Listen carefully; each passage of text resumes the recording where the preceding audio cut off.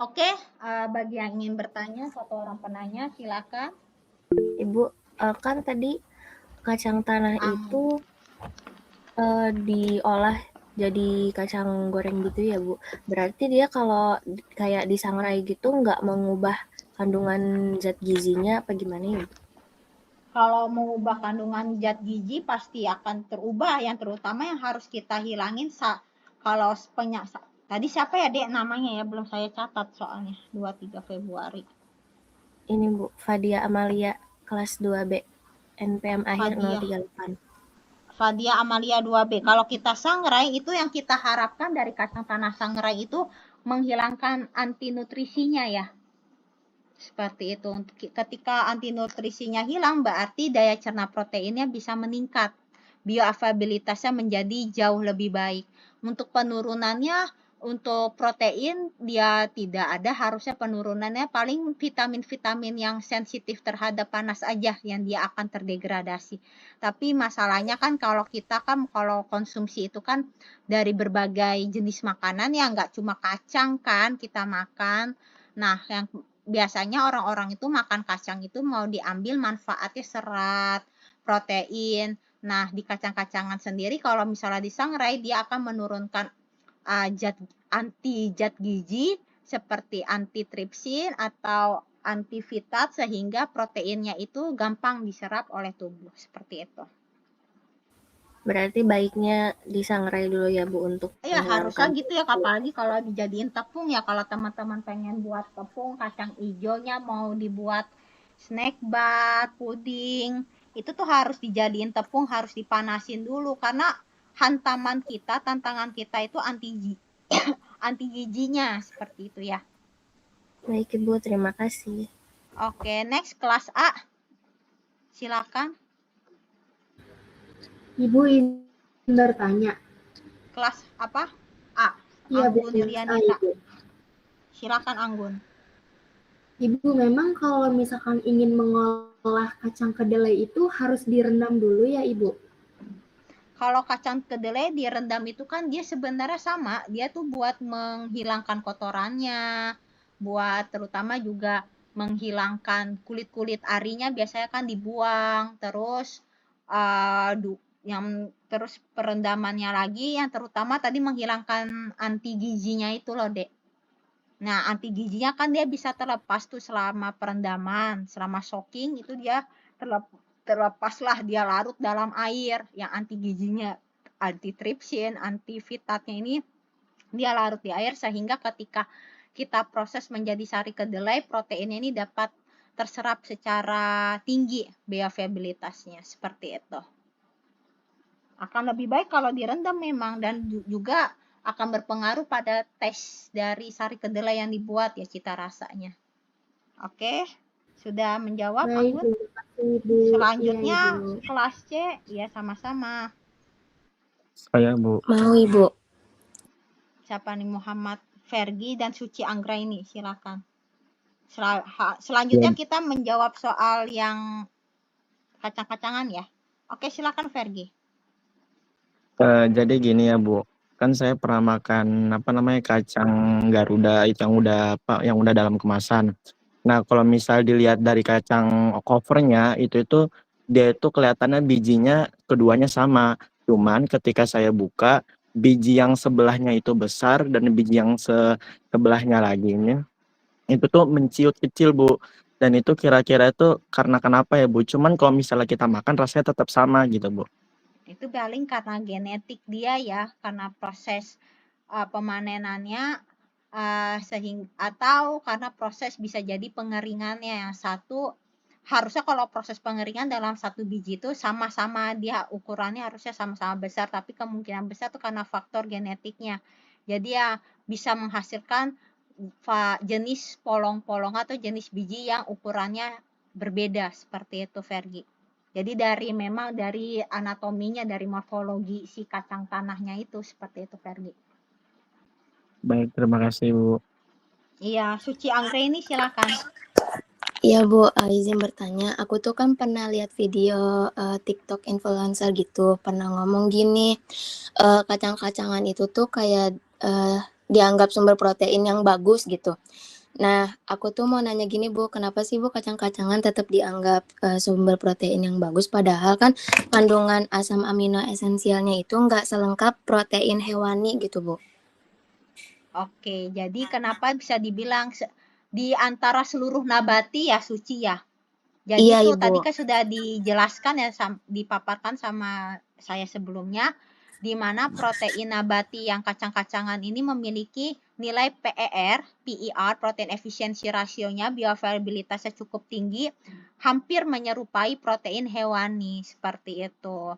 Protein hewani memang sangat bagus dia proteinnya. Tapi si nabati ini coba apa? Kacang-kacangan, ada serealia, buah-buahan, sayur-sayuran, umbi-umbian.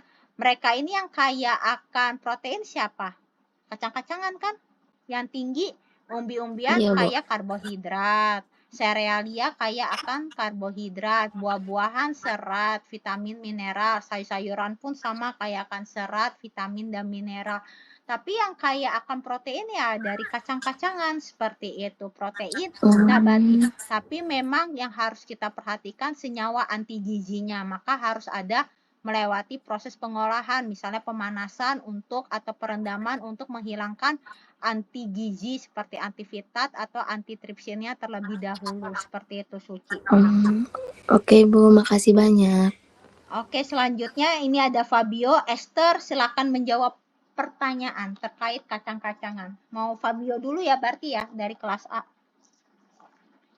Silakan sambil soalnya juga ya satu orang. Fabio silakan. Baik. Izin menjawab pertanyaan nomor pertama ya Bu ya. Yang pertama itu soalnya adalah identifikasi minimal 4 jenis kacang-kacangan yang umum digunakan dalam industri makanan dan sebutkan kandungan gizi utamanya. Oke, silakan Fabio. Dan itu ada Ibu sebentar dulu, sebentar. Catatannya. Iya, nggak apa-apa.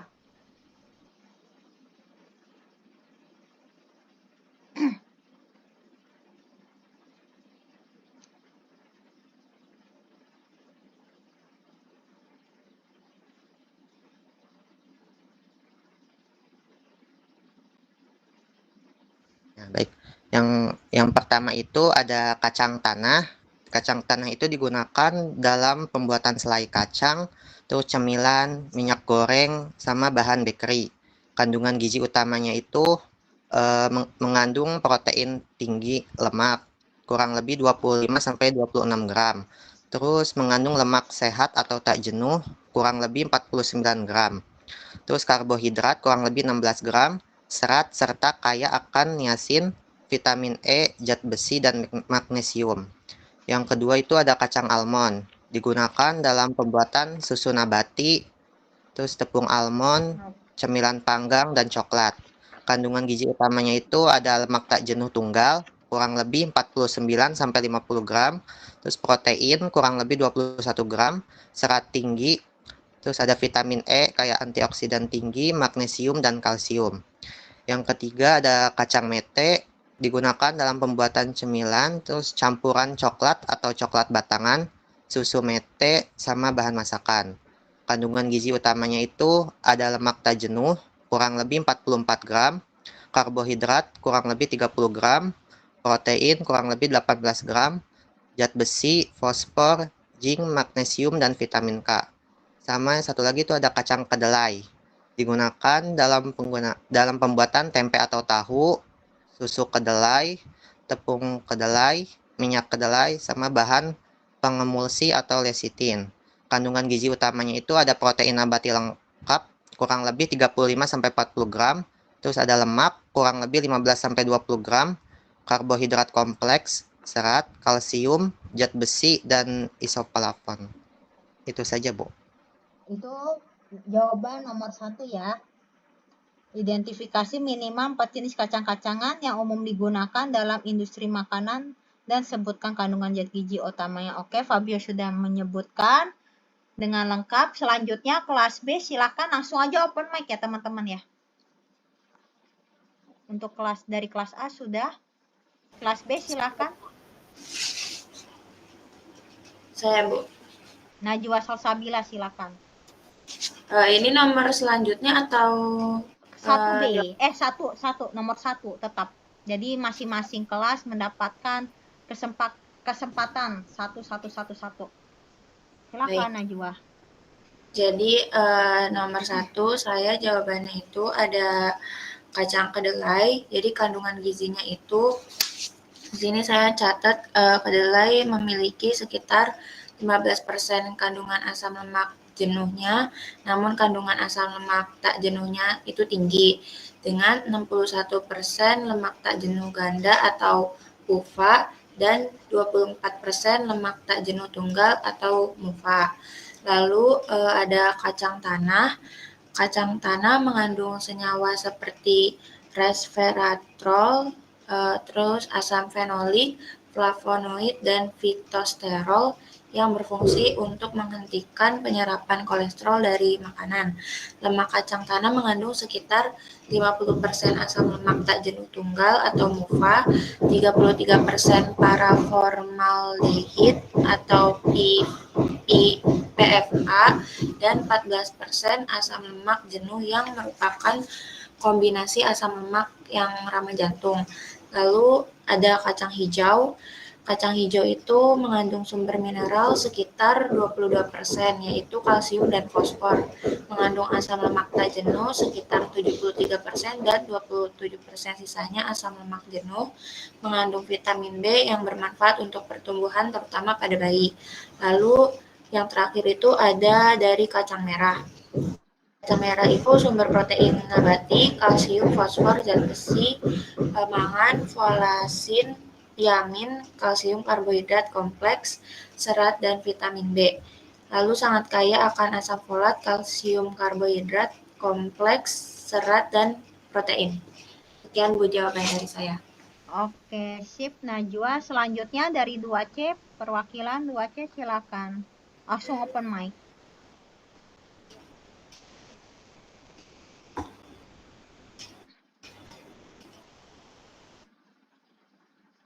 Silakan 2C.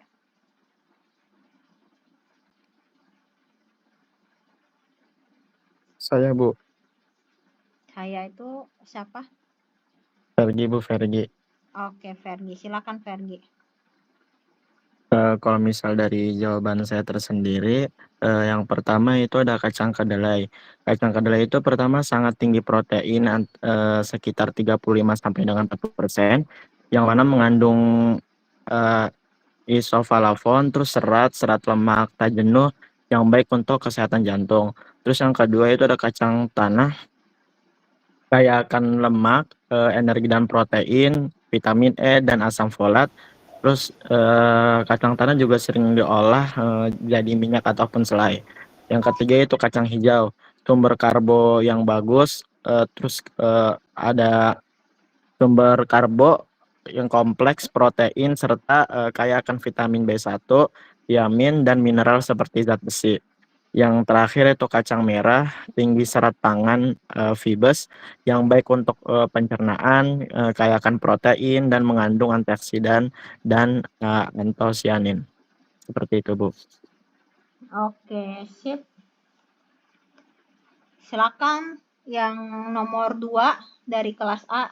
Jelaskan kemungkinan penyebab dari perubahan mutu kacang seperti tengik, keras, dan bau apak berdasarkan karakteristik bahan dan teknik penyimpanannya. Silakan. Kacang menjadi keras kenapa? Siapa tuh? Anggun Yulianita. Silakan Anggun, dari kelas apa? A ya. Iya Ibu, kelas A. Oke, lanjut. Penyebab dari kacang tengik yaitu terutama kacang tanah dan kedelai memiliki kandungan lemak tak jenuh yang tinggi. Lemak ini rentan terhadap proses oksidasi, terutama jika disimpan di tempat terbuka dengan suhu hangat dan terkena oksigen. Proses oksidasi ini memecah lemak dan menghasilkan senyawa volatil yang menyebabkan bau dan rasa tengik. Aktivitas enzim lipoksigenase yang ada dalam kacang juga dapat mempercepat reaksi ini. Kalau kacang keras itu kemungkinan penyebabnya adalah suhu dan waktu pengolahan, sangrai atau oven yang tidak optimal. Jika suhu terlalu rendah atau waktu terlalu singkat, panas tidak cukup untuk menguapkan kadar air dalam biji secara merata dan sempurna. Akibatnya, tekstur kacang menjadi keras, alot, atau undercooked dan tidak renyah. Dan penyebab kacang bau apek dan warna kusam itu penyebabnya yang pertama ada kadar air yang tinggi. Kacang yang disimpan dengan kadar air tinggi di atas 14% sangat rentan terhadap pertumbuhan jamur. Jamur inilah yang menghasilkan bau apek yang khas. Kadar air biji kacang tanah yang tinggi 35% sampai 50% saat panen merangsang tumbuhnya jamur. Yang kedua, suhu dan kelembapan ruang simpan. Penyimpanan di ruang yang lembab dan tidak teduh atau terkena sinar matahari langsung atau suhu panas akan mempercepat pertumbuhan jamur dan reaksi kimia yang menyebabkan warna biji menjadi kusam atau gelap. Yang ketiga, kontaminasi jamur dan aflatoksin. Pertumbuhan jamur seperti Aspergillus flavus tidak hanya menyebabkan bau apek, tetapi juga dapat menghasilkan racun berbahaya yang disebut aflatoksin. Jamur ini tumbuh subur di kondisi lembab. Begitu, Ibu. Terima kasih. Oke, sip. Anggun Yulianita. Selanjutnya kelas B, silahkan. Saya Ibu Siapa saya? Dini. Dini Aulia Andin, Bu, dengan Oke, NPM 037. Dini Aulia, silakan Dini. Jadi perubahan mutu kacang itu pertama tengik. Tengik itu bisa disebabkan pertama penyimpanannya terlalu lama, terus kemudian terpapar oksigen, cahaya, dan suhu tinggi. Kemudian juga bisa karena perubahan aroma dan rasa terjadi karena oksidasi lemak. Kemudian keras yang ditimbulkan itu bisa disebabkan oleh beberapa faktor. Yang pertama itu kadar airnya terlalu rendah, proses pemanasan dengan suhu kurang optimal dan tidak merata, terus penanganan pasca panen kurang optimal juga.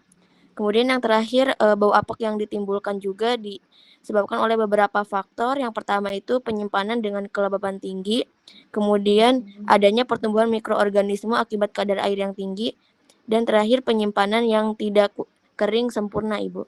Sekian jawaban dari saya. Oke, sip. Selanjutnya 2C.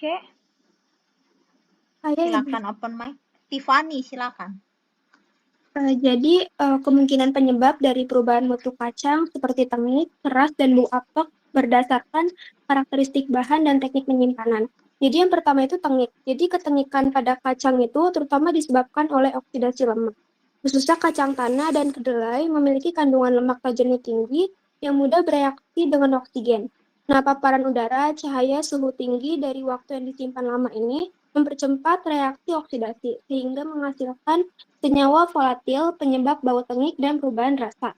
Lalu yang kedua itu keras. Jadi tekstur kacang yang menjadi keras meskipun telah diolah itu dapat disebabkan oleh penggunaan bahan baku yang lama disimpan atau terlalu kering.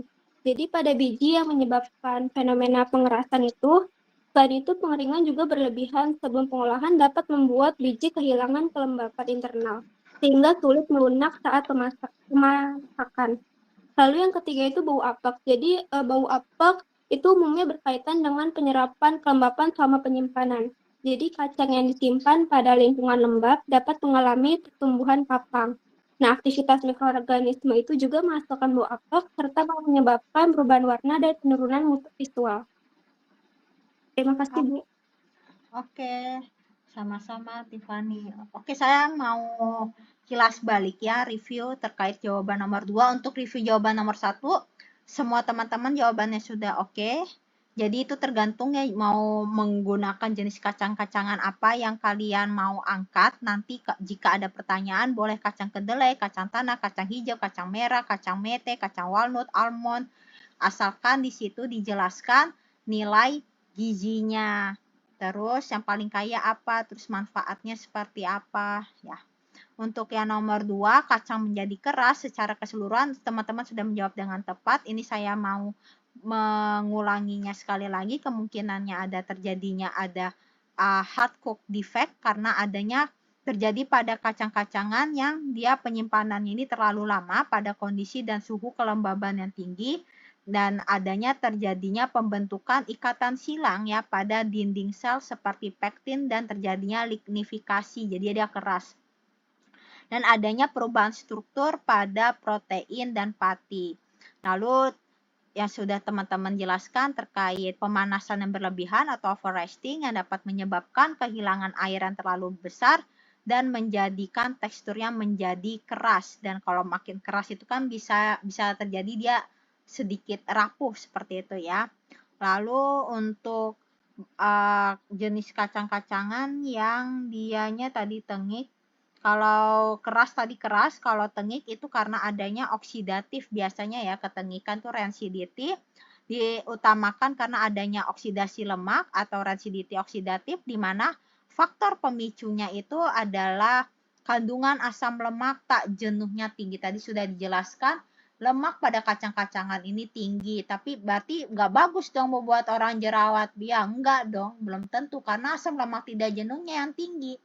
Lemak jenuhnya kan dia di kisaran 10-20%, tapi asam lemak tidak jenuhnya ya yang tinggi.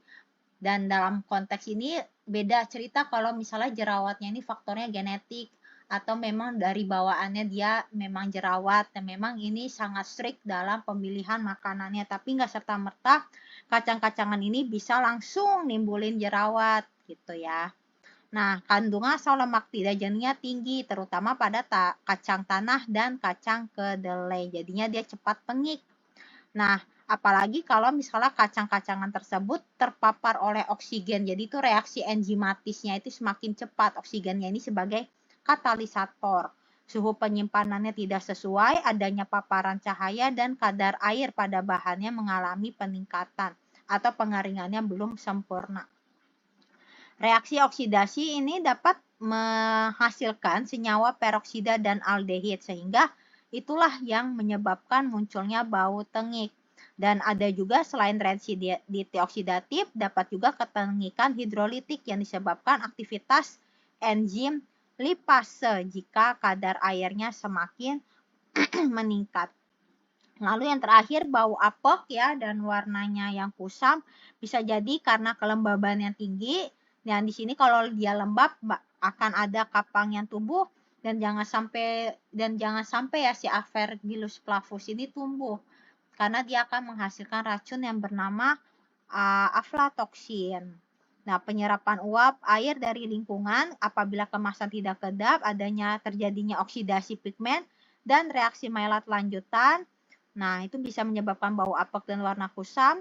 Lalu penyimpanan pada gudang dengan sirkulasi atau ventilasi udara yang buruk, dan ini bisa menyebabkan bau apek, dan bau apek adalah indikasi ya, tadi sudah dijelaskan, awal pertumbuhan mikroba atau oksidasi lanjut. Seperti itu ya teman-teman. Untuk nomor 2 silakan selanjutnya nomor 3. Nomor 3 apa? Saran teman-teman untuk teknik penyimpanan kacang-kacangan agar kualitas dan keamanan pangannya tetap terjaga. Silakan. Esther. Saya Ibu. Esther, silakan Esther Putri dari kelas 2A Ibu. Oke, lanjut.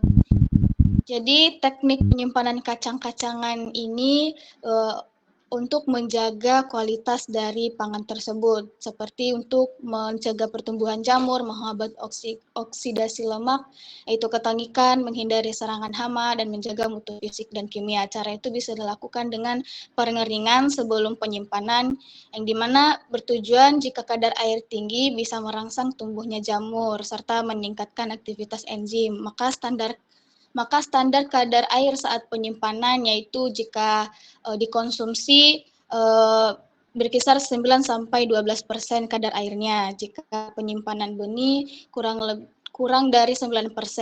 Jika penyimpanan biji kacang tanah lepas itu kadar airnya 7%. Hal ini bertujuan untuk menurunkan aktivitas air, menghambat jamur seperti Aspergillus flavus atau aflatoksin, dan mengurangi respirasi biji serta memperpanjang daya simpan. Tekniknya bisa dilakukan dengan jamur di lantai semen atau alas anyaman, atau menggunakan alas hitam untuk memaksimalkan pengeringan, dan dibalik setiap 2-3 3 jam agar merata. Lama jemurnya bisa kurang lebih 5-6 hari tergantung cuaca. Kemudian ada teknik pembersihan atau sortasi yang bertujuan untuk menghilangkan biji yang rusak, biji yang pecah, dan juga menghilangkan kotoran serta benda asing, dan memisahkan warna yang tidak sesuai atau varietas. Karena biji yang sudah pecah dan rusak bisa lebih mudah menyerap air, kemudian mudah teroksidasi, dan mikroorganisme dapat cepat tumbuh. Kemudian dalam pengemasan, dalam tekniknya, kemasan harus kedap udara, tidak masuk uap air, serta melindungi dari cahaya. Tujuan dari tersebut untuk menghambat oksidasi lemak, menjaga kadar air tetap stabil, serta mencegah kontaminasi luar. Jenis kemasan yang baik digunakan seperti plastik multilayer, aluminium foil, kaleng, atau karung dengan liner plastik. Kemudian kondisi ruang penyimpanan. Kondisi ruang penyimpanannya harus teduh, kering, bersih dan bebas hama serta ventilasi yang baik. Suhunya sekitar kurang dari 25 derajat Celcius dan kelembapan relatif RH kurang dari 70%. Karena jika kelembapannya tinggi bisa menyebabkan biji menyerap air dari udara, kadar air menyebab uap dari udara serta kadar air meningkat kembali dan menumbuhkan jamur. Kelima, ada aerasi, tujuannya untuk mengurangi panas dalam tumpukan biji, serta mengontrol kelembapan dan mencegah kondensasi. Jika tidak bisa, terjadi peningkatan suhu. Reaksi oksidasi menjadi cepat dan tumbuh mikroba. Yang terakhir, pengendalian hama. Biasanya hama ini tikus dan serangga. Caranya melakukan sanitasi rutin, penyimpanan di rak atau tidak langsung di lantai, serta melakukan pemeriksaan berkala. Sekian dari saya, Ibu. Oke, siap. Terima kasih, Esther. Selanjutnya 2B, silakan teman-teman. Langsung open mic. Saya Ibu. Natasha. Iya, Ibu. Natasha, oke. Sesuai dari kasusnya Ibu Ali, menurut saya itu yang pertama menggunakan wadah kedap udara. Contohnya plastik vakum atau toples plastik atau kaca yang tertutup untuk mencegah masuknya oksigen yang menjadi penyebab tengik. Yang kedua, simpan di tempat sejuk dan kering untuk menghindari sinar matahari langsung. Yang ketiga, menggunakan oksigen absorber atau silika gel yang yang sebagai penyerap oksigen dan pengering makanan atau food grade untuk menjaga kelembapan rendah. Dan yang terakhir ada sistem first in first out atau FIFO, yaitu menggunakan stok yang lebih dulu datang agar bahan baku tidak mengendap terlalu lama di gudang. Sekian, Ibu. Oke. Selanjutnya jawaban dari 2C, silakan. Saya, Ibu. Siapa? Mira Efes, silakan Mira. Ya, Bu. Mira Efes. Kalau dari jawaban saya, yang pertama itu ada simpan kacang di tempat yang kering dan sejuk. Terus yang kedua ada gunakan kemasan yang rapat dan tidak mudah ditembus udara. Yang ketiga ada hindari dari sinar matahari langsung. Yang keempat ada pastikan kadar air rendah sebelum disimpan. Terus yang terakhir juga gunakan sistem FIFO. Dengan penyimpanan yang baik, kacang tidak mudah rusak dan tetap aman dikonsumsi. Terima kasih, Bu. Oke. Ya, jadi sudah lengkap jawaban dari saling melengkapi ya, jawaban Esther melengkapi itu lengkap sekali ya kalau yang Esther, Natasha melengkapi jawaban Esther dan Mira juga melengkapi jawaban Esther. Jadi ketika ketiga jawaban ini digabung atau disatukan menjadi jawaban yang sangat lengkap. Jadi untuk saran teknik penyimpanan tadi sudah dijelaskan ya sama Esther, Mira, dan Natasha. Saya akan kilas aja. Jadi yang pertama kita yang pastinya mengontrol yang namanya kadar air. Ini menjadi tantangan utama kita ya untuk penyimpanan. Karena kadar air dari kacang kering yang ideal itu di bawah 9-10%. Lalu bagaimana cara ngontrolnya? Kita gunakanlah alat kelembaban ya, moisture meter yang sederhana, dan pastikan pendinginan setelah roasting sebelum dikemas. Lalu kita bisa menggunakan pengemas kedap udara seperti vacuum packaging atau nitrogen flushing map, atau map ini modified atmosphere packaging yang sederhana. Bisa juga kita gunakan kemasan multi-layer untuk menghalangi oksigen dan uap air. Terus kita kendalikan juga nih suhu dan RH tempat penyimpanan atau gudang. Suhu ideal itu kurang dari 25 derajat Celcius dengan kelembaban relatifnya kurang dari 65%. Dan kita juga harus menghindari paparan sinar matahari secara langsung. Lalu kita terapkanlah sistem tadi FIFO yang sudah dijelaskan, first in first out, di mana rotasi stoknya harus ketat, dan kita juga wajib biar nggak lupa kita catat ya tanggal roasting dan pengemasannya. Kalau ada budget pastinya biasanya pihak industri itu menggunakan antioksidan alami, contohnya kayak tambahnya vitamin E seperti itu.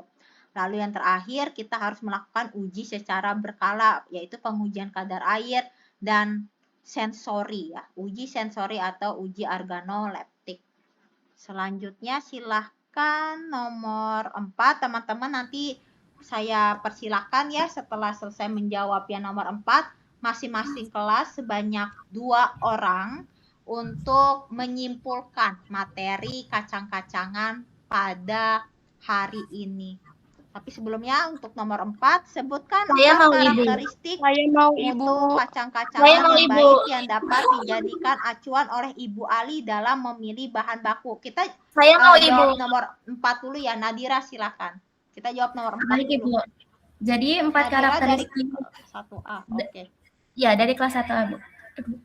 Jadi 4 karakteristik mutu kacang-kacangan yang baik yang dapat dijadikan acuan oleh Ibu Ali dalam memilih bahan baku. Yang pertama itu tidak berbau apek dan tengik serta asam atau bau asing lainnya. Yang kedua, biji utuh dan seragam. Yang ketiga, bebas dari hama dan penyakit. Yang keempat, warna cerah dan bersih atau tidak berjamur atau bercak hitam. Sudah, Ibu. Oke, Sudah. Selanjutnya kelas B. Saya, Bu, Rizka. Rizka silakan. Oke, untuk 4 karakteristik yang buat jadi acuannya Ibu Ali itu, yang pertama itu kita lihat dari warnanya seragam. Jadi kita mesti pilih kacang yang warnanya merata, terus seragam juga, buat menghindari menunjukkan perubahan yang nggak wajar seperti kusam, terus menghitam, dan jadi warna itu tuh juga termasuk indikator kesegaran bahan juga, Bu. Lalu yang kedua itu ada aromanya normal, nggak apek, nggak bau tengik juga, terus kayak bau-bau asing kayak gitu. Lalu yang ketiga tuh ada kondisi fisiknya tuh utuh sama bersih. Jadi bahan baku yang baik tuh harus dalam keadaan utuh, nggak ada pecah atau rusak, terus bersih dari kotoran serta bebas dari hama. Lalu yang keempat teksturnya kering. Jadi mesti dipastiin buat kondisinya kering sebelum disimpan atau kita mau gunakan. Lalu kadar airnya juga rendah, mencegah pembusukan dan menjaga kualitas selama penyimpanan. Itu aja, Bu. Oke, sip. Selanjutnya 2C silahkan. Saya, Bu. Kevin, Bu. Saya Yuri, Bu. Kevin, Bu. Kevin. Oke, silakan Kevin Dirga. Oke, yang pertama itu kadar airnya rendah. Kadar air rendah mencegah pertumbuhan jamur dan bakteri. Nah, kacang dengan kadar air tinggi juga mudah berjamur, berbau apek, dan mempercepat ketengikan. Yang kedua itu warnanya seragam dan warna sesuai dengan karakteristik jenisnya, tidak kusam dan tidak berbecak hitam. Tidak terdapat perubahan warna akibat jamur atau oksidasi. Yang ketiga, aroma segar dan tidak tengik. Tidak berbau apek, asam, dan juga tengik. Bau tengik menandakan oksidasi lemak, terutama pada kacang dengan kadar minyak tinggi seperti kacang tanah dan juga kedelai. Yang keempat, tekstur dan kondisi fisik baik, yaitu bijinya utuh dan tidak keriput, tidak retak dan tidak berlubang, tidak keras berlebihan akibat penyimpanan terlalu lama. Itu saja, Bu. Oke, baik. Sudah sangat lengkap ya jawaban dari masing-masing teman-teman. Saya akan mengkilas balik lagi terkait karakteristik mutu kacang yang baik secara keseluruhan. Yang pasti tadi ya, kadar airnya rendah, kurang dari 9-10% untuk mencegah pertumbuhan mikroorganisme, khususnya jamur.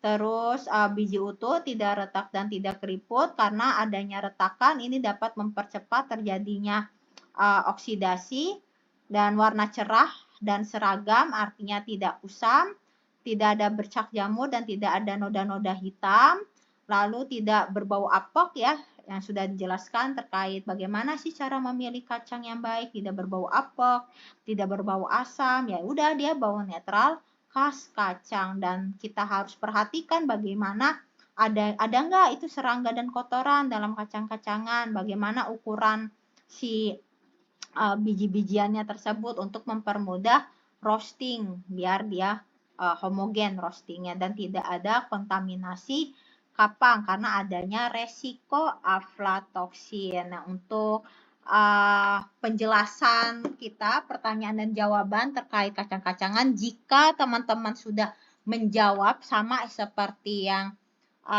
teman-teman kelas A, B, dan C paparkan, dan begitu pun dengan saya, itu nilainya di atas 88 ya skornya. Jadi untuk transparansi nilai, nah teman-teman suka minta nih transparansi nilai, bagaimana nilai saya Bu. Nah teman-teman bisa melihat dari jawaban teman-teman, kalau misalnya sudah sama, bukan dalam artian plek-ketiplek sama, tapi sesuai dengan rinciannya yang telah disebutkan, maka nilai teman-teman di atas 88. Tapi kalau masih kurang sedikit atau kurang detail atau malas teman-teman menjawabnya, itu nilainya di bawah 80. Seperti itu ya. Oke, sebelum mengakhiri materi kacang-kacangan, silakan 2 orang untuk kelas 2C, tadi ada Yuri ya salah satunya.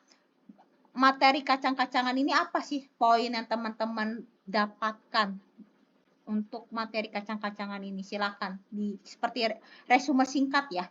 Silakan dari 2C. Yuri silakan.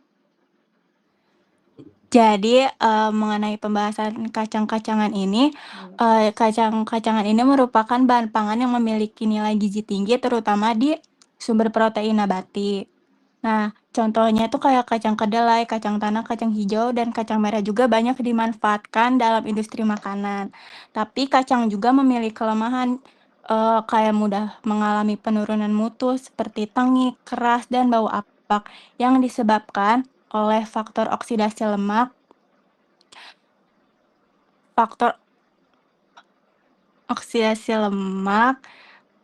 suhu penyimpanan yang tidak sesuai, sama kelembapan yang tinggi. Jadi oleh karena itu, untuk menjaga kualitas dan keamanan pangan juga diperlukan teknik penyimpanan yang tepat. Segitu aja Bu dari saya. Oke, selanjutnya dari kelas C. 1 Yuri udah ya. Ada saya berikan kesempatan 1 orang lagi di kelas C. Kalau saya Ibu. Hilwah ya. Saya catat dulu Hilwah namanya. Hilwah Kalau menurut saya, kacang-kacangan kan merupakan salah satu komoditas pangan nabati yang memiliki nilai gizi tinggi. Terus dia juga berperan penting sebagai sumber protein alternatif. Jenis kacang seperti kedelai, kacang tanah, dan kacang hijau juga mengandung protein, lemak sehat, karbohidrat kompleks, serat, vitamin, serta mineral yang bermanfaat bagi kesehatan. Terus pengendalian mutu dan penyimpanan yang tepat juga penting untuk menjaga kualitas kacang-kacangan dan nilai gizi kacang-kacangan agar tetap layak dikonsumsi dan memiliki daya simpan yang baik. Mungkin segitu aja sih Bu dari saya. Oke, sip. Dari kelas 2B, silahkan. Saya Ibu. Cika, silakan Cika. Jadi kacang-kacangan ini merupakan kelompok bahan pangan nabati yang termasuk dalam famili Leguminosae dan memiliki nilai gizi yang tinggi, terutama sebagai sumber protein nabati, serat pangan, vitamin, dan juga mineral. Contoh kacang-kacangan ini yang dikonsumsi itu antara lain ada kacang kedelai, kacang tanah, kacang hijau, kacang merah, dan kacang merah. Secara umum, kacang-kacangan ini mengandung protein sebanyak 20-40%, karbohidrat kompleks, lemak terutama pada kacang tanah dan kedelai, serta serat nabati yang baik untuk kesehatan pencernaan. Selain itu, kacang-kacangan ini juga mengandung senyawa bioaktif seperti isoflavon dan antioksidan yang berperan dalam mencegah penyakit degeneratif. Dalam bidang pangan, kacang-kacangan ini banyak dimanfaatkan sebagai bahan baku produk olahan seperti tempe, tahu, susu, kedelai, selai kacang, dan berbagai makanan tradisional lainnya.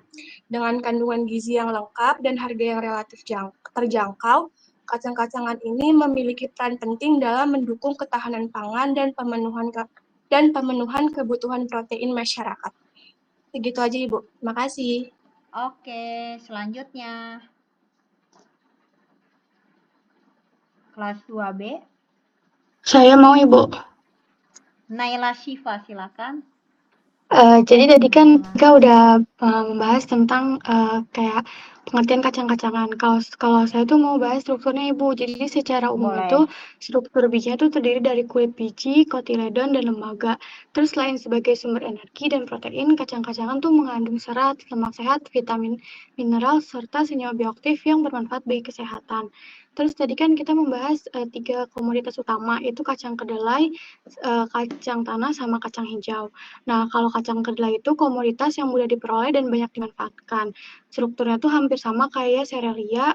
Terus kedelai itu kaya akan protein dan lemak tak jenuh, jadi berperan penting dalam peran pangan fungsional. Terus kalau hasil olahannya tuh bisa fermentasi itu kayak tempe, kalau non fermentasi itu kayak tahu. Terus untuk kacang tanah itu tuh punya kandungan lemak yang tinggi sekitar 82% berupa asam lemak yang tidak jenuh, yaitu linoleat dan oleat. Terus juga mutunya itu ditentukan oleh biji yang utuh, tidak berjamur, dan kadar airnya itu sesuai.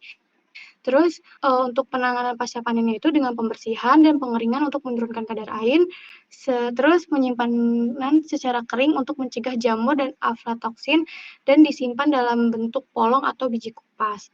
Nah, untuk olahan sendiri itu kacang tanah bisa disangrai atau dijadiin selai gitu, Ibu.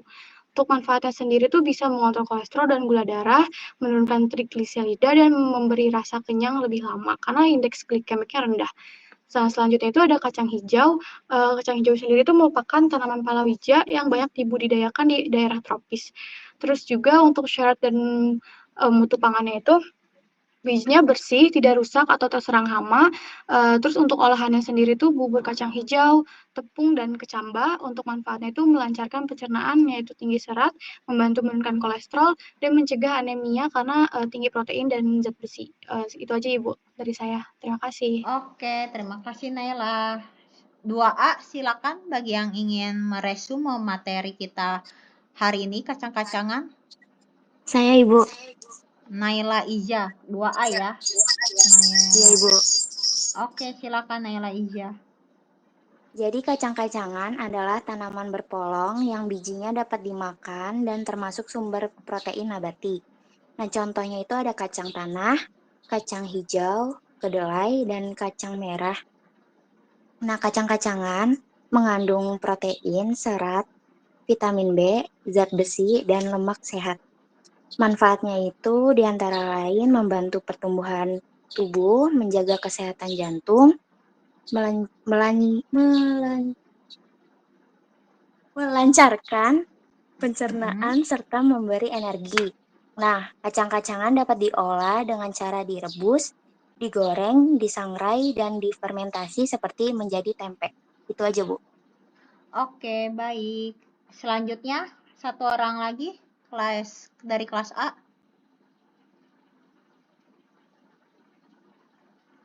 Ada? Saya mau, Ibu. Helga, silakan Helga. Jadi kacang-kacangan itu merupakan bahan pangan nabati yang kaya akan protein. Kandungan gizinya juga penting dalam pola makan sehari-hari.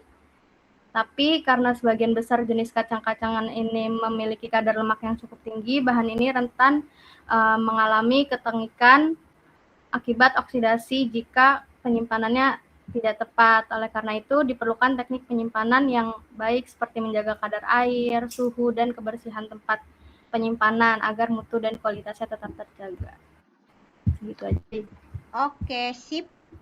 Sekian teman-teman ya untuk materi kacang-kacangan, dan semua peserta, semua mahasiswa berkontribusi aktif pada materi kacang-kacangan. Untuk materi serealia sudah saya sampaikan di YouTube ya, video pembelajaran. karena kita waktunya sampai jam 12, jam 1 ada kuliah atau jam setengah 1 teman-teman? Mulai lagi kalau di edaran Ramadan ini. Mulai kuliah jam berapa? Jam 1. Oke, berarti jam 12 kita harus Jam setengah 1, Ibu. Oh, setengah 1. Oke. Kita langsung menjawab soal serealia ya, jika seperti itu. Oke, untuk pertanyaan nomor 1, analisis peran serealia sebagai sumber pangan fungsional, khususnya yang mengandung serat pangan dan senyawa bioaktif. Silakan untuk kelas 1A menjawab pertanyaan tersebut terkait topik serealia ya. Analisislah peran serealia sebagai sumber pangan fungsional, khususnya yang mengandung serat pangan dan senyawa bioaktif. Ya, secara garis besar serealia ini dia kaya akan sumber karbohidrat. Contohnya ada padi, ada gandum, ada oat juga ya, harvey, ada rye atau gandum hitam, ada apa lagi? Ada jenis millet atau jewawut, itu masuknya dalam serealia dan mereka ini kaya akan sumber karbohidrat bagian utamanya. Lalu dia kan dibungkus sama yang namanya lapisan aleuron. Lapisan aleuron ini mereka ini kaya akan mineral. Jadi ketika disosok vitamin, mineral, ya udah blas kosong. Jadi tinggal sedikit terdegradasi. Itulah perbedaan contohnya di gandum utuh sama di gandum sosok. Makanya kalau roti, teman-teman beli roti, terus ada bacaan roti dengan gandum utuh, pasti harganya jauh lebih mahal karena treatmentnya akan jauh lebih sulit karena pada gandum utuh dia kaya akan lemak tidak jenuhnya. Kalau misalnya suatu produk tersebut kaya akan lemak tidak jenuhnya, maka akan mudah untuk teroksidasi sehingga pihak industri atau pihak UMKM akan memerlukan effort tambahan bagaimana caranya agar produk yang diproduksi ini tidak cepat tengik seperti itu. Oke, silakan menjawab nomor 1 dari kelas 1A. Saya Ibu. Putri Salma, Saya, silakan Putri Salma. Mungkin jawaban nomor 1, jawaban dari saya, serealia memiliki peran penting sebagai sumber pangan fungsional karena selain menyediakan energi dari karbohidrat, juga mengandung serat pangan dan berbagai senyawa bioaktif yang memberikan manfaat kesehatan. Serealia utuh seperti Triticum aestivum atau gandum, Avena sativa atau oat, Hordeum vulgar atau barley, dan Oryza sativa atau padi masih mengandung dedak dan lembaga yang kaya serat. Serat tidak larut membantu memperlancar pencernaan dan mencegah konstipasi. Sedangkan serat larut seperti beta-glukan berperan dalam menurunkan kadar kolesterol dan mengendalikan kadar gula darah dengan memperlambat penyerapan glukosa. Selain itu, serealia mengandung senyawa bioaktif seperti fenolik, fitosterol, dan vitamin E atau tokoferol yang bersifat antioksidan sehingga mampu melindungi sel dari kerusakan akibat radikal bebas serta menurunkan risiko penyakit degeneratif seperti penyakit jantung dan diabetes tipe 2. Oleh karena itu, konsumsi serealia utuh lebih dianjurkan dibandingkan produk serealia rafinasi karena kandungan serat dan senyawa bioaktifnya lebih tinggi sehingga memberikan manfaat kesehatan yang lebih optimal. Segitu aja, Ibu. Oke, silakan yang 2B. Saya, Bu. Hanifah, silakan Hanifah. Jadi, serealia itu merupakan kelompok bahan pangan pokok yang tidak hanya berfungsi sebagai sumber energi, tapi juga punya fungsi sebagai pangan fungsional karena mengandung serat pangan dan berbagai senyawa bioaktif. Serat pangan yang pertama itu ada serat larut air atau beta-glukan. Contohnya yang ada di barley dan oat yang berfungsi untuk membantu menurunkan kolesterol darah dan memperlambat penyerapan glukosa. Kemudian juga ada serat tidak larut yang berfungsi untuk meningkatkan kesehatan saluran cerna. Senyawa bioaktif serealia itu diantaranya ada flavonoid, tokoferol, asam ferulat, fitosferol, dan senyawa fenolik yang berfungsi untuk antioksidan dan antiinflamasi. Oke, cukup ya dari 2B. Silakan 2C. Silakan. Tidak ada dari 2C. Jika tidak ada, saya lanjut dengan Saya ingin menjelaskan juga. Saya mau. Yang 2C tidak ada? Saya mau, Ibu. Jalfa, silakan Jalfa. Baik, yang pertama itu sebagai serat pangan atau dietary fiber itu ditemukan pada bagian di dekat keberannya. Serat larut seperti beta-glukan itu banyak ditemukan pada oat dan barley yang efektif menurunkan kolesterol dan mengatur kadar gula darah. Lalu yang kedua itu senyawa bioaktif seperti fenolik dan flavonoid yang berfungsi sebagai antioksidan untuk menekan radikal bebas. Selain itu mengandung fitosterol untuk menghambat penyerapan kolesterol di usus serta tocoferol atau vitamin E yang melindungi sel dari kerusakan oksidatif. Yang terakhir itu konsumsi serealia utuh itu secara rutin juga dikaitkan dengan penurunan risiko penyakit tidak menular seperti diabetes tipe 2, kardiovaskular, dan kanker kolon, Ibu. Oke, saya mau menjelaskan sekilas ya untuk yang nomor 1. Jadi untuk analisis serat pangan, analisis peran serealia sebagai sumber pangan fungsional.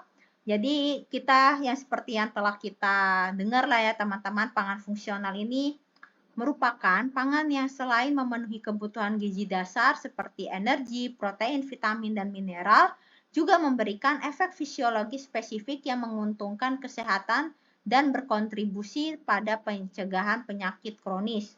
Nah, serealia utuh atau whole grain, dia ini berperan sebagai pangan fungsional karena kandungannya ada serat pangan, senyawa fenolik, fitosterol, tocoferol, dan tocotrienol, ada pati resisten, dan oligosakarida prebiotik seperti rafinosa, stachyosa, verbascosa. Contoh sereal utama di dunia seperti padi, Oryza sativa, ada gandum, triticum aestivum, dan jagung Giamesh. Dan kandungan komponen fungsional ini akan sangat dipengaruhi oleh derajat pengolahan ya, refined grain versus whole grain. Lalu bagaimana peranan serat pangan? Nah, serat pada serealia ini terutama terpusat pada bran dan aleuron layernya. Yang pertama ada serat larut atau soluble fiber, contohnya beta-glukan pada barley dan oat, dan arabinoxilan pada gandum. Mekanisme fisiologisnya yaitu membentuk gel viskos ya di lumen usus, lalu dia memperlambat absorpsi glukosa sehingga menurunkan indeks glikemik. Selain itu, serat larut juga mengikat asam empedu sehingga dapat meningkatkan pembuangan atau ekskresi kolesterol. Lalu efeknya apa? Dapat menurunkan kolesterol LDL, mengontrol glikemi pada diabetes tipe 2, serta menurunkan risiko penyakit kardiovaskular. Untuk poin nomor 2 ada serat tidak larut atau insoluble fiber. Contohnya ada selulosa, hemiselulosa, dan lignin. Dia ini mekanismenya meningkatkan bulk phases serta mempercepat waktu transit usus ya, sehingga mengurangi waktu kontak zat yang bersifat karsinogen atau yang dapat menyebabkan kanker dengan mukosa kolon. Lalu ada juga senyawa bioaktif ya dalam serealia, senyawa fenolik, contohnya asam ferulat, ada antosianin dan flavonoid. Fungsinya berperan sebagai antioksidan, antiinflamasi, serta proteksi terhadap stres oksidatif. Lalu ada juga fitosterol yang berfungsi menghambat absorpsi kolesterol di usus dan berkompetisi dengan kolesterol pada pembentukan micelle. Lalu pada serealia juga ada pati resisten yang merupakan pati yang tidak tercerna di usus halus sehingga dia difermentasi di mikrobiota kolon. Dan ini akan menghasilkan SCFA atau short chain fatty acid yang berupa asam butirat, asam propionat, dan asam asetat yang dapat menyehatkan kolonosit, meningkatkan sensitivitas insulin, serta mengatur metabolisme lipid. Lalu bagaimana dengan dampak pengolahan yang terdapat pada industri? Nah, kalau proses polishingnya atau proses penyosohannya dan refining ini menghilangkan bran, berarti otomatis kehilangan serat dan fenolik. Kalau menghilangkan jam, berarti kehilangan vitamin E dan lemak esensial. Akibatnya contohnya nih beras putih ya. Pada beras putih yang sering kita konsumsi memiliki indeks glikemik yang lebih tinggi dibandingkan beras utuh atau beras yang penyosohannya derajatnya lebih rendah. Oleh karena itu, kalau kita mengkonsumsi whole grain, ini akan berkorelasi dengan penurunan resiko diabetes tipe 2, penurunan resiko obesitas, penurunan inflamasi sistemik, dan penurunan resiko penyakit jantung koroner. Oke, selanjutnya untuk soal nomor 2, analisislah potensi diversifikasi pangan berbasis serealia lokal dalam mendukung ketahanan pangan nasional. Silakan Dina. Baik Ibu, untuk jawaban saya yang pertama itu adaptasi terhadap perubahan iklim. Jadi di Indonesia kan ada fenomena El Nino dan kekeringan ekstrem. Itu adalah ancaman dalam ketahanan pangan. Untuk mengatasi ancaman ini, kita bisa mengganti padi yang haus air dengan millet dan sorghum. Jadi sorghum itu hanya membutuhkan 1/3 sampai 1/2 air yang dibutuhkan padi karena memiliki kutikula lilin pada daunnya yang mencegah penguapan berlebih. Selain itu, sorghum dan millet mampu tumbuh di lahan kering yang kurang subur seperti wilayah Nusa Tenggara Timur dan Nusa Tenggara Barat, di mana padi memang sering gagal panen di sana. Yang kedua itu penguatan pilar ketahanan pangan. Yang pertama ketersediaan, mengurangi beban produksi nasional dengan memanfaatkan lahan kering. Lalu keterjangkauan, mengurangi biaya logistik jika diproduksi di wilayah-wilayah terpencil. Pemanfaatan dari segi gizinya, sumber pangan tinggi serat, zat besi, dan bebas gluten yang menjawab permasalahan stunting dan penyakit degeneratif. Lalu stabilitas, mengurangi ketergantungan gandum impor. Selanjutnya ada keunggulan zat gizi untuk ketahanan pangan. Jadi sorghum dan millet itu glikemiknya rendah karena dia melepaskan gula ke dalam darah secara perlahan. Sangat baik untuk mencegah diabetes yang angkanya sedang tinggi di Indonesia.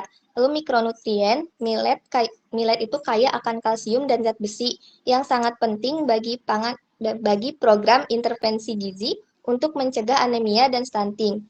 Lalu dari segi potensi industrialisasi, dia itu bisa sebagai tepung komposit, mencampur tepung sorghum dengan gandum untuk membuat mie, roti, kue tanpa mengubah rasanya secara keseluruhan. Lalu nilai tambah industri, jadi sorghum itu bisa diolah menjadi tepung bebas gluten yang menjawab tren pasar global. Cukup Ibu. Oke, sudah lengkap ya jawaban dari Dina terkait analisis potensi diversifikasi pangan berbasis serealia lokal.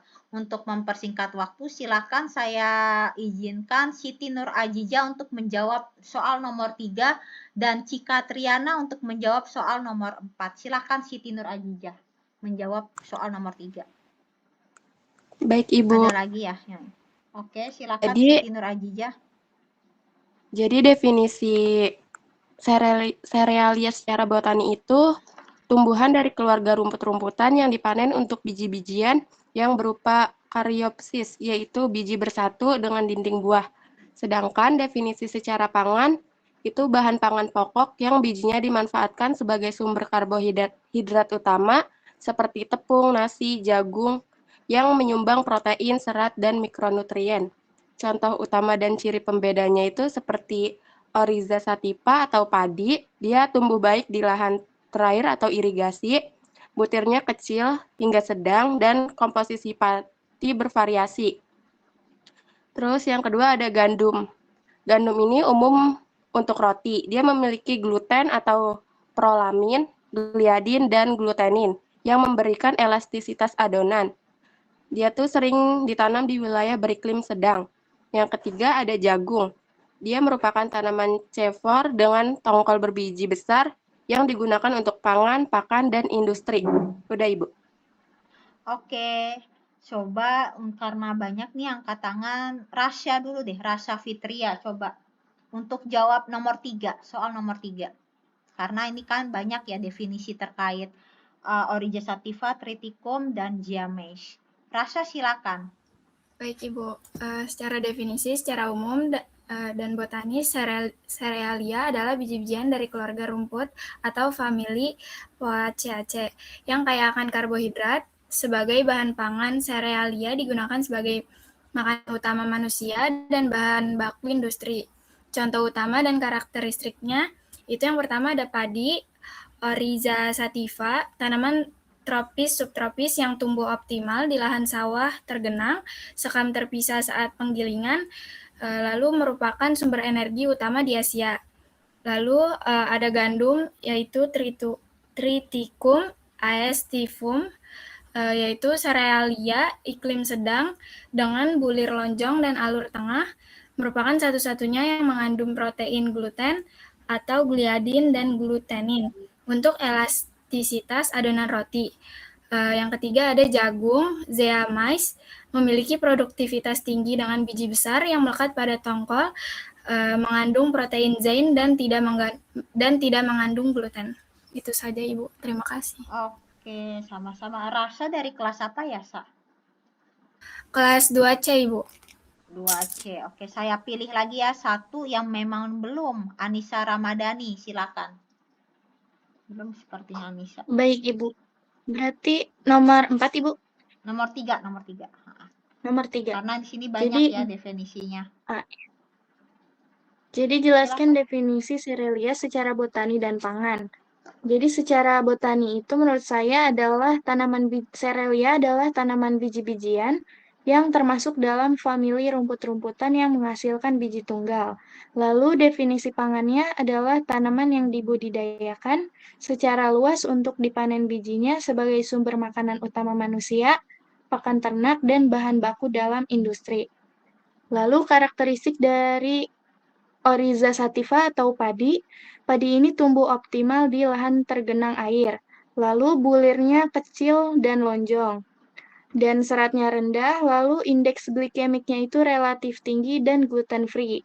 Lalu yang kedua ada Triticum aestivum, yaitu gandum memiliki bulir yang lonjong dengan alur tengah.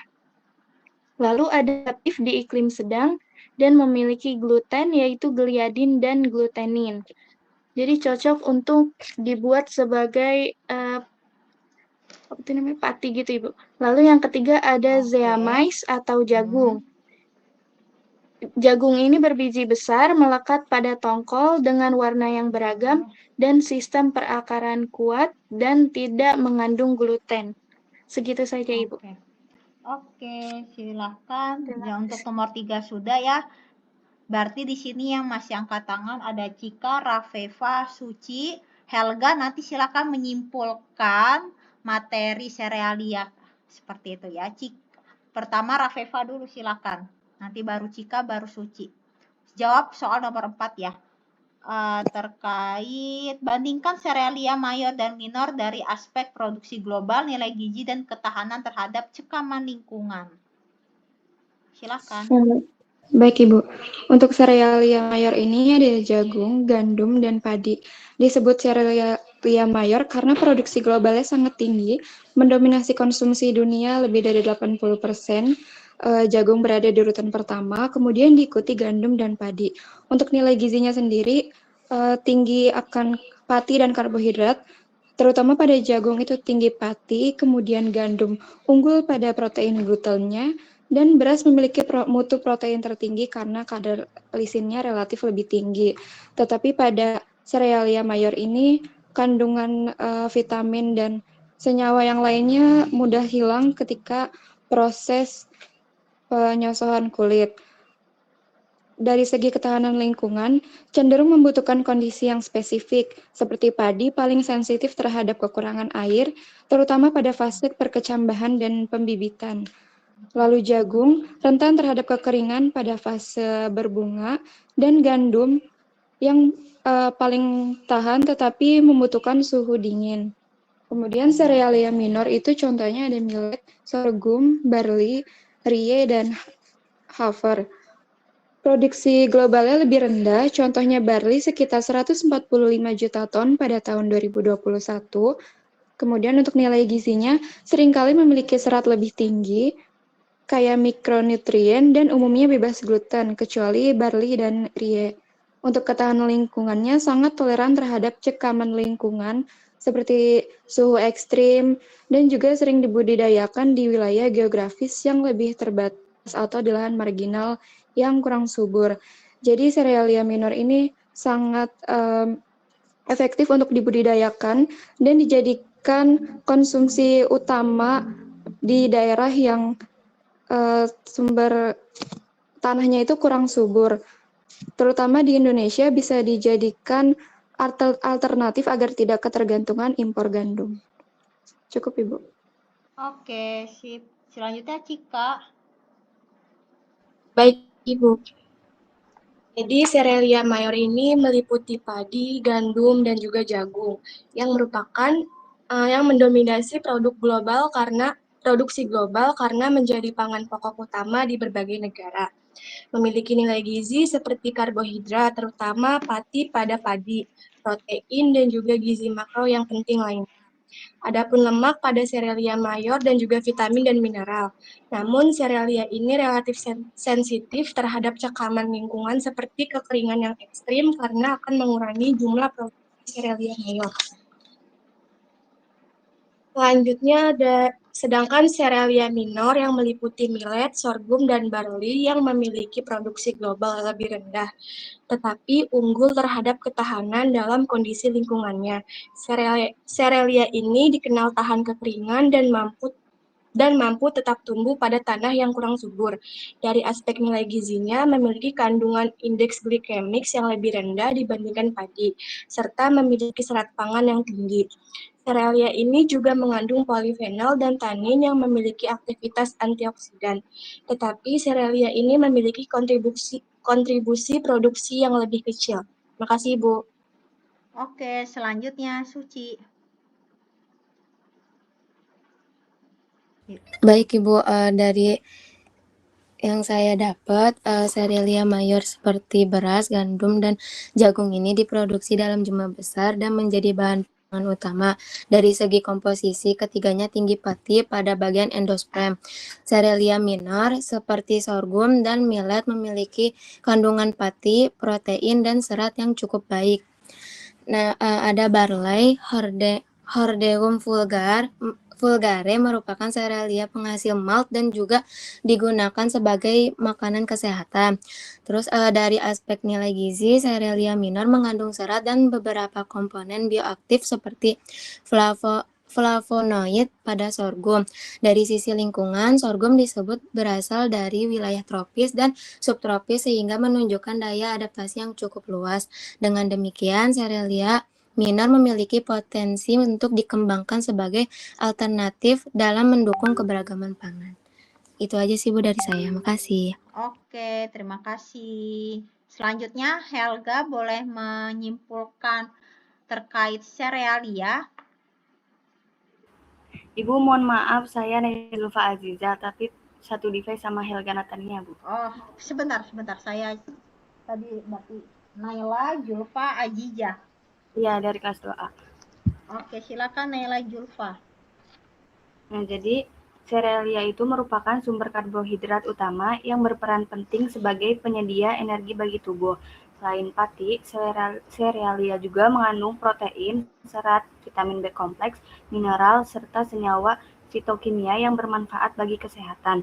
Komposisi kimia dan proses pengolahan sangat memengaruhi mutu gizi dan karakteristik hasil olahannya. Oleh karena itu, pemilihan dan pengolahan serealia yang tepat dan penting untuk menjaga kualitas dan nilai gizinya. Cukup Ibu seperti itu. Oke, sip. Jadi kita bisa belajar ya terkait serealia. Ada serealia mayor, ada serealia minor. Kalau yang mayor contohnya seperti padi, gandum, dan jagung, di mana produksinya itu sangat tinggi dan mendominasi perdagangan internasional. Dan ada juga serealia minor, ada sorghum, millet, barley, ada gandum hitam atau rye, terus ada juga oat yang harvey. Dia ini secara mayoritas lebih toleran terhadap kekeringan, lebih adaptif pada tanah yang memang dia sulit ya, tanah marginal, lebih tahan terhadap perubahan iklim. Dan secara keseluruhan, serealia memiliki peran strategi sebagai sumber energi utama. Kalau di Indonesia, sebagian besar kan kita mengkonsumsi beras sebagai makanan pokok, tapi ada di daerah lain, nggak tahu ya, mungkin masih ada di Madura itu konsumsi jagung. Lalu yang kedua, pangan fungsional. Dia tinggi akan pangan fungsional karena kaya akan serat dan bioaktif dan sebagai basis ketahanan pangan nasional. Dan diversifikasi berbasis sereal lokal ya seperti sorghum dan millet bisa menjadi langkah yang rasional ya untuk meningkatkan kemandirian pangan, ketahanan iklim, dan kualitas gizi masyarakat. Oke, sampai sini ya teman-teman perkuliahan kita pada hari ini, yaitu materi kacang-kacangan dan serealia. Sebelumnya kita mungkin bisa ambil dokumentasi ya Rafeva, tapi saya akan tutup dulu kuliah kita. Mohon maaf apabila ada salah kata. Wassalamualaikum warahmatullahi wabarakatuh. Waalaikumsalam.